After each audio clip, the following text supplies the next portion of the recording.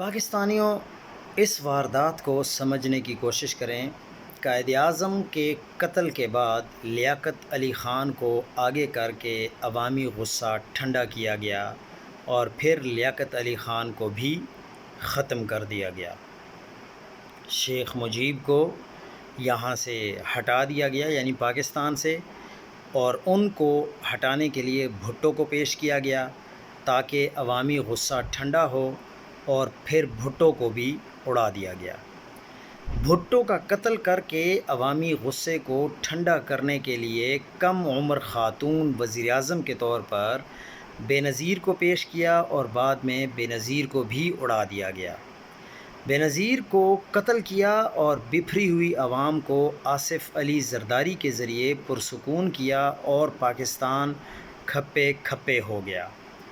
خادم رضوی کے بعد سعد رضوی کے ذریعے کارکنوں کو شانت کر لیا گیا۔ طریقہ واردات وہی ہے اور وہ اس میں مکمل طور پر کامیاب بھی ہو جاتے ہیں۔ اللہ نہ کرے کہ خان صاحب کو کچھ ہو، لیکن اگر کچھ ہوا تو عوامی جذبات کو ٹھنڈا کرنے کا بندوبست کر دیا گیا ہے۔ خدشہ یہی ظاہر کیا جا رہا ہے کہ جس دن عوام عمران خان کے سیاسی ساتھیوں سے منہ موڑ کر اس کی بہن کو اہمیت دینا شروع کر دے گی، اسی دن تحریک ماضی کا حصہ بن جائے گی۔ ہر کسی کا سوچنے کا انداز مختلف ہے۔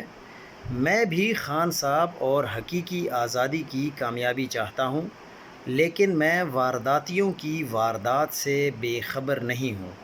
اللہ تعالیٰ پاکستان، عمران خان اور پاکستان کی عوام کا حامی و ناصر ہو۔